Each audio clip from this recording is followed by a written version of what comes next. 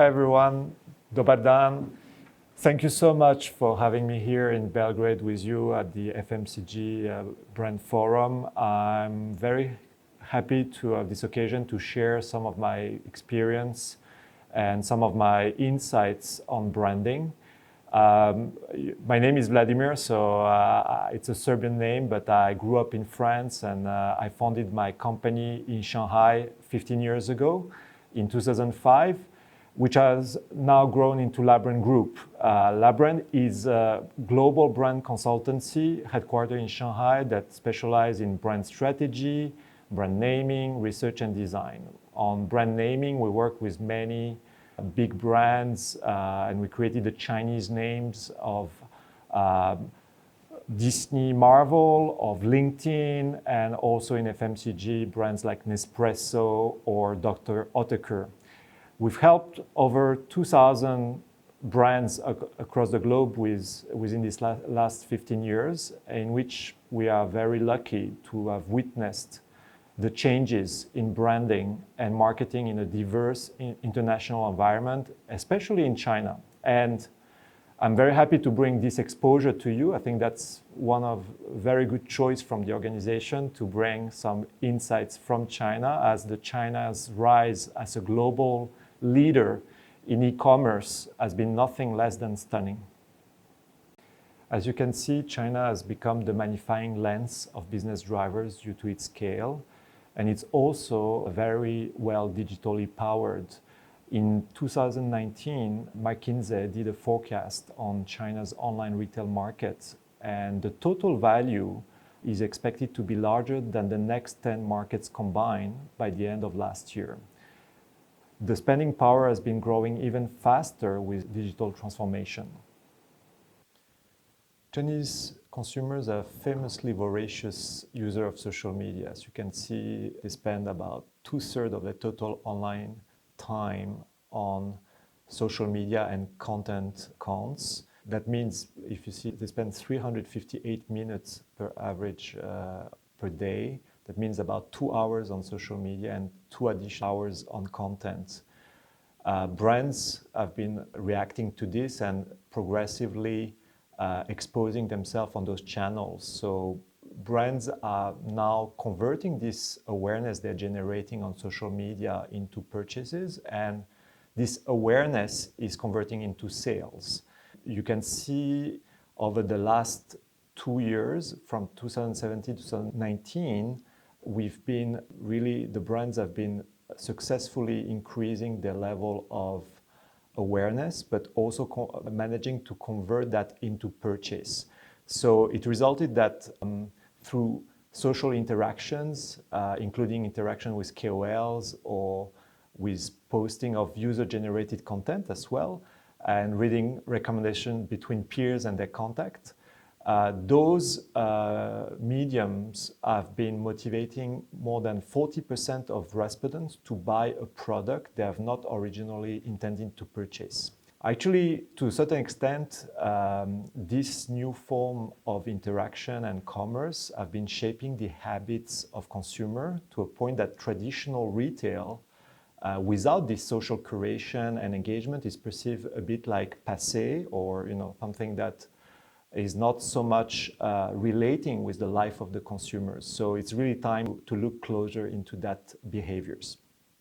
So you can see an example on this page even though you don't read Chinese, but this is taken from a WeChat page and a WeChat account. You can see the curation of product. You can see the curation of the story, and you can also see how you can land on a page to convert with a few clicks using WeChat, for example, and also combine and bundle your purchase with other products. This example is actually taken from one of my recent experience. My wife sharing with me one of the ways she purchased wine recently. It was actually surprising to me that she did it because she rarely does it offline. So also reflecting on this trend of generating new habits of consumption. So there is apparently a big gap between what we've been doing and witnessing in Europe and what China is working on. To close this gap, we, retailers, brands, and agencies, we need to take a closer look at our challenges and think, how do I learn from China, and what's the next step that I should take? How do I catch the trend of digital transformation? How do I leverage power of social? And in addition to that digital related transformation and shifts, we should also have a look at the next trend that is coming, and this is sustainability. And what does sustainability mean for my business? I will briefly touch on this in the last section of this keynote. So how to jump on the bandwagon of the rapid digital transformation trend set by China? For this challenge, it is important to understand how to leverage the power of community. The power of belief in community is so important. A long-lasting community gives fans and supporters a place and a space to connect, listen to their ideas and opinions, and even makes them part of the business decision, which will lead to real engagement. So a good example of community building is the Chinese brand Xiaomi. I will show it to you in a moment. It will give you hints on how to answer the following questions that are key to fast growth in the digital era and to unleash the lifestyle brand potential of your brand. So how do you create a community around your brand? How do you create collaboration? And how do you create experiences to blend into new lifestyles? So let's have a look at Xiaomi. So Xiaomi is a good example of the whole new branding journey. Initially, Xiaomi, small rice, in Chinese, literally small rice, has founded itself on selling smartphones that enable customization and also at a very attractive price via pre-booking. That means that at the beginning they barely had any product, but they managed to gather a community of Mi fans, literally rice grain, that actually help them build the product by providing all of their needs and expectations and agreeing to wait for the product to arrive in their hands. The brand tapped into the audience values to foster their participation. That was the magic, and they had really to count and leverage this belief in what the brand was proposing to achieve their miracle. But now, after this successful step done by the collaboration with the community, the brand further created an ecosystem of partner startups offering a diverse range of internet-connected homes and tech products. That actually led, finally, and in a very fast period of time, less than 10 years, to overcome competitors like Philips in opening lifestyle stores around the planet to carry out this brand experience and this new lifestyle to immerse its users. One great example for community building is Jiyang. Again, behind the success of the brand, there is a secret factor. They gathered their community around the belief that beauty comes from science, 以科学为先, reinforced by professional guidance and also scientific reports. Indeed, Jiyang is a Chinese ingestible beauty brand focusing on gut health, and the brand runs a series of online beauty camps which are personalized programs for consumers based on specific needs. The consumers can even have real-time connection with their expert over the course of the product usage.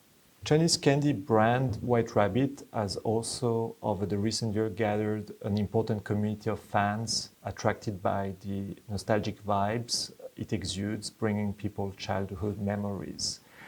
Now, it has become a hotspot on social media. White Rabbit, Tabai2, leverages its advantages to cooperate with other brands in order to tap the areas not being touched, finally creates the ecosystem as the growth engine. From White Rabbit lipsticks that were sold within seconds to clothes, perfume, skincare, even milk tea and ice creams, the 60 years old brand has taken on a new brand feature, turning into an internet sensation. We can see how White Rabbit has a collaboration. On the right of this slide, you see the example as a collab with the Scent Library brand, a lifestyle brand we are going to talk about next. How do you define a lifestyle brand? A lifestyle brand seeks to inspire, guide, and motivate people. Consumers are immersed in a universe that can project themselves and the way they hope to shape their life. The perfume brand Scent Library is a perfect example. They create different scents based on simple scents from daily life, nature, everyone can relate to, fruits, soap, books, and so on, and deliver different cities even, like Tokyo, London. So by just going into the store, you can imagine yourself in the setting that fits your own projections. And different scents also come in other forms, such as skincare, essential oil, or scented candles, so that you can actually use them all along your day time at different moments. So really the brand can, even with a product that is just a perfume, it can actually touch on many moments of your life. Their product enable you to take a close look at small beautiful things in life, and consumers feel they've returned to the true state of life. To wrap up the first challenge, I will really want to emphasize that it's important to unleash the lifestyle potential of your brand. Now we have covered the lifestyle brand strategy steps. The next big challenge I'd like to propose you to address is how do I stand out and create a sufficient wow effect that will get me the best return on my investment and efforts in marketing and branding, which, if taken from a target audience perspective, is what brought the brand into my sight and mind at the first place, and what led me to make this purchase decision on certain brand instead of other brands. So here we are looking at 3 catalyzers that will help you impress your customer. The right channel, strong purpose that resonates with your target audiences, and the creation of unforgettable signature brand experiences delivered through product features or moments of interactions. First, let's talk about different channels that can help your brand stand out. In 2020, live streaming has shown an unprecedented vitality. Various live streaming platforms are maturing, at least in China, and I believe will soon across the world, becoming more mainstream. And gaming is another perfect channel, as nowadays games are more interactive and allow users to have an immersive experience in a virtual world, also fostering participation and engagement because you can recreate and customize parts of this world, including building your own character and living in an imaginary city with brands that exist in real life. Last but not least, social. Of course, it has always been the primary channel to engage millennials and Gen Z. Here I zoom on Taobao live streaming case with Starbucks. In 2019, Starbucks cooperated with Taobao top live stream KOL Wei Ya. What makes this collaboration and promotion up to a different level is that Starbucks has exclusively debuted a new Starbucks-themed Tmall Jenny. So Jenny is the equivalent on Tmall of Amazon Alexa, and we can see here a very interesting IP. If you look at the picture on the left, you can see this small box with that comes with Starbucks classic shade of green, featuring a teddy bear mascot, the barista. And we can also understand that with such an engagement, it generated a very large amount of sales. That night of the promotion, in half an hour, 90,000 cups of matcha cocoa frappuccino were sold, 38,000 large latte drink coupons, and even 3,000 of those customized Tmall Jennies. So the thoughts for FMCG brands, I think, are numerous from this case. We can think about how to conduct the live streaming marketing and promotion. How can we choose the right live stream KOLs and platforms? Of course, Wei Ya is one of the top KOL, and Starbucks can afford to invest in such a prominent celebrity. But for other brands, you can reflect on your beliefs and value and pick the suitable KOL for you. And also think about the interaction you would like to encourage through these live streaming promotions. With this Tmall journey, we can really see a very strong bond with the brand IP, which definitely catalyze and help the brand stand out. Beside channels, and maybe more importantly, purpose. A strong purpose that resonates with your target audience will significantly help you win their hearts. How?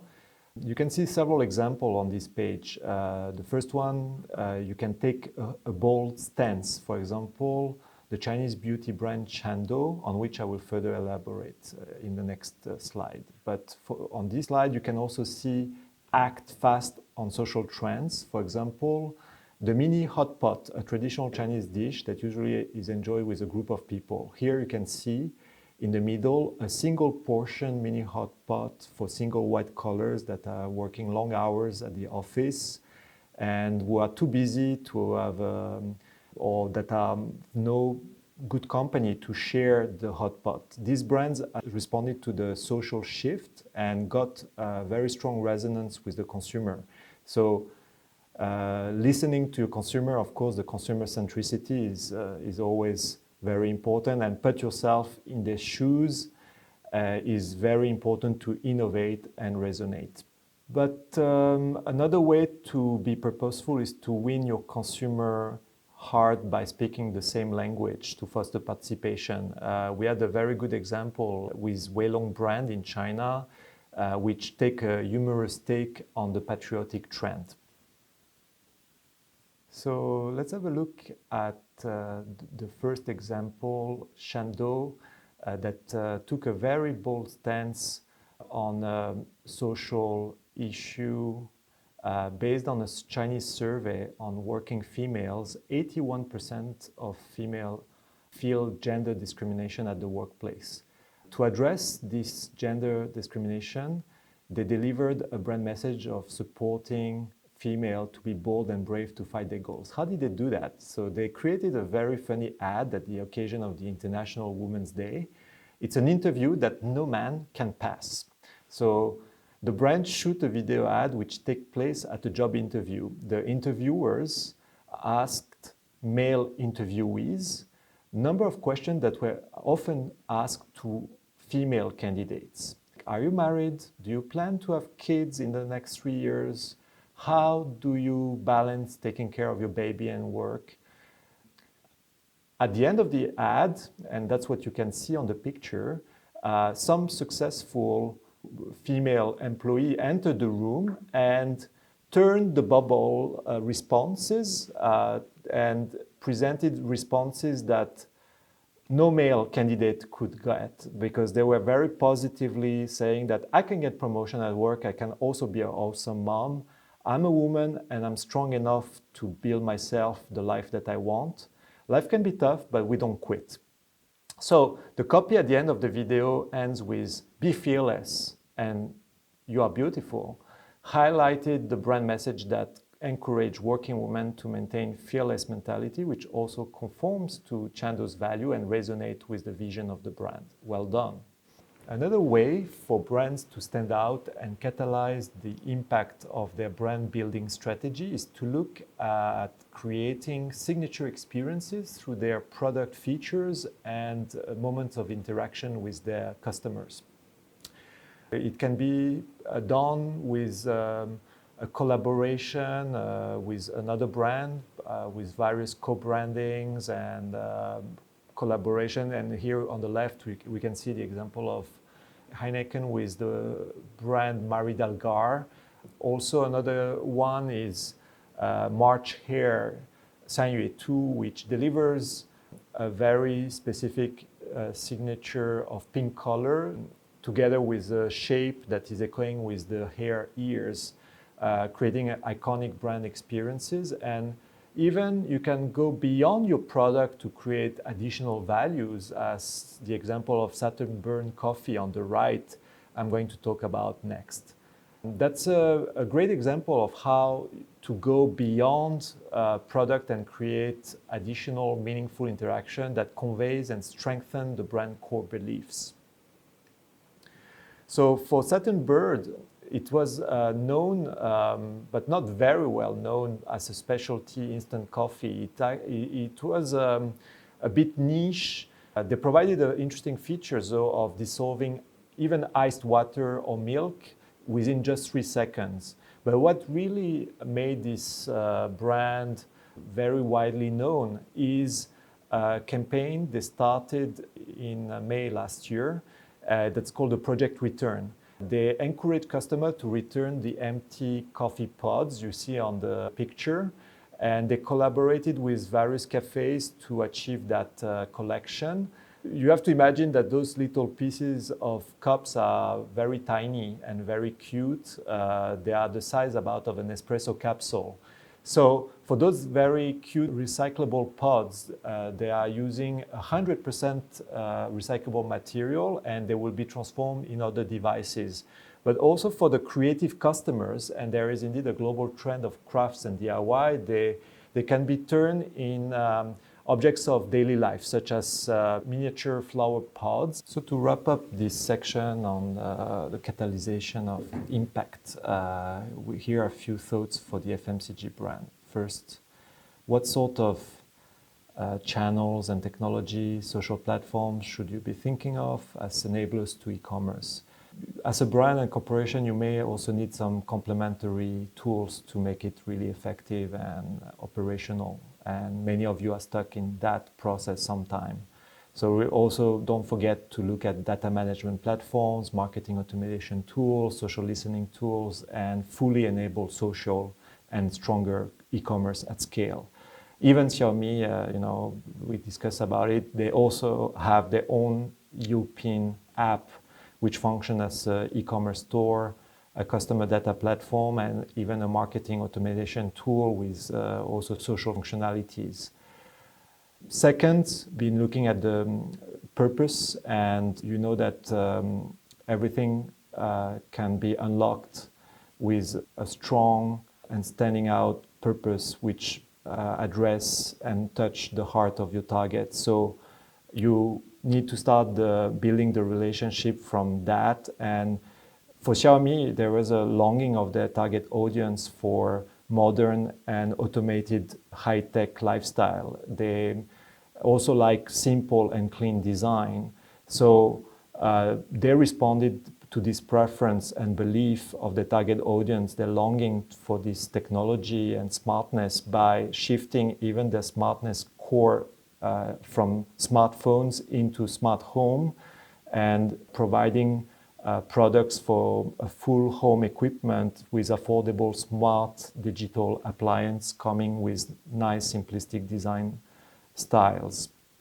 And finally, you need to also revisit the features of your products and to look at how to develop sensorial and signature experiences. Of course, to achieve that, you need to find the opportunity by communicating with your target audience, by observing your competitors, by staying alert to social and cultural trends. That is how sustainability is becoming a big trend in China. We'll come to that in very quickly in the next section. And we come to challenge 3, the last challenge I will present today. So I encourage everyone here in the audience to think about becoming eco-powered. By eco-powered, it's by coining this word, I mean not only to adapt your company, your practice through the constraints and just doing very incremental step toward eco-responsibility, but to rethink your business and to think about how you can enhance it. This momentum is definitely not to be missed, and eco-responsibility is the new normal and the new modern and soon the new legal. Sustainability is today as big disruptor, if not bigger, than digitalization 20 years ago. For now, very few companies are eco-responsible natives. They are still to come and to disrupt the current markets, but most of you are going to be eco-responsibility immigrants.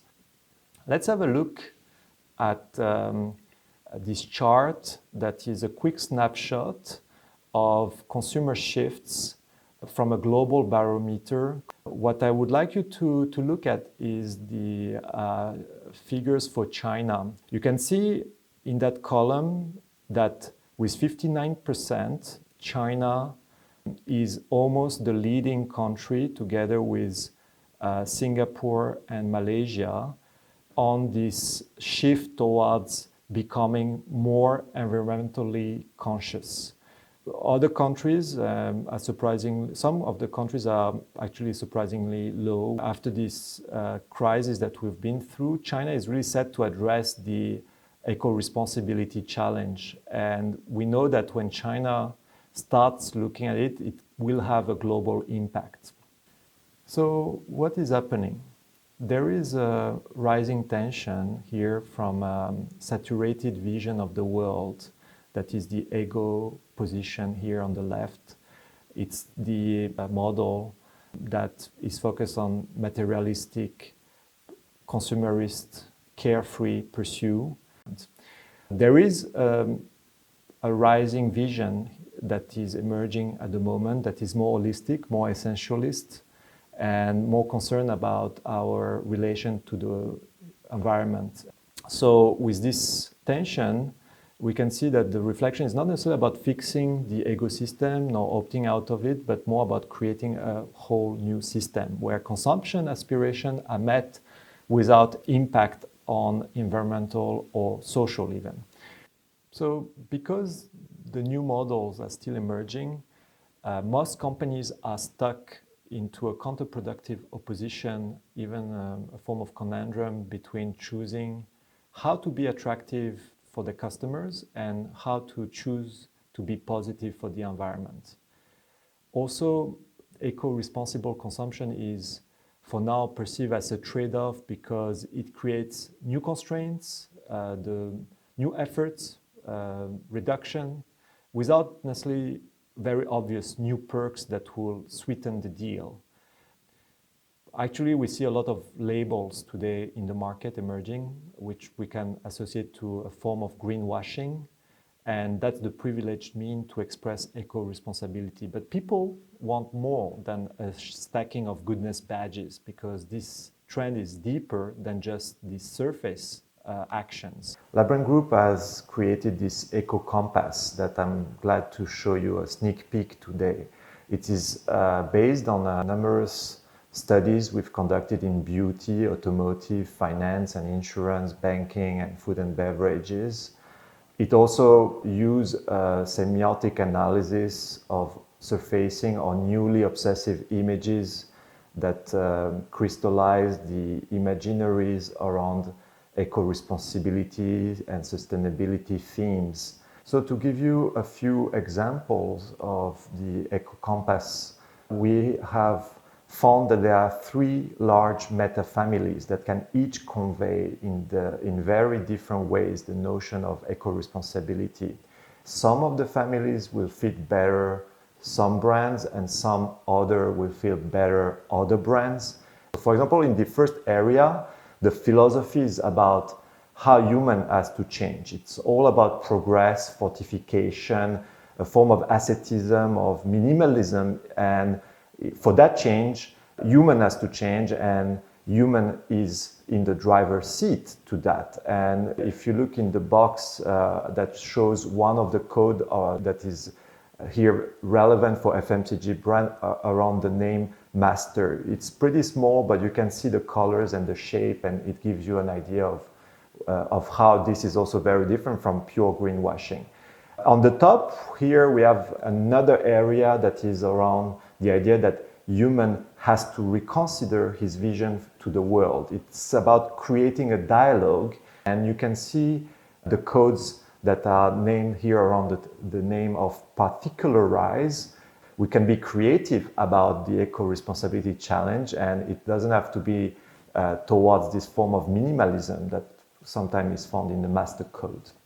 And next, we have another philosophy in this green quadrant is about human has to reconsider his place into the world. And this is more about transformation, energization and symbiotization. It's a way to liven up the food or the categories that we are investing as brands. This brings me to the conclusion. 3 challenges for retailers, FMCG brands, managers, and the agency. First, leverage the power of belief and community. That's the starting point to seize the lifestyle brand potential of your brand. Second, catalyze this impact through standing out with newness and wow. And finally, what we just covered, to anticipate cleverly the next shift and become truly eco-powered. Thank you for watching, and let's keep in touch.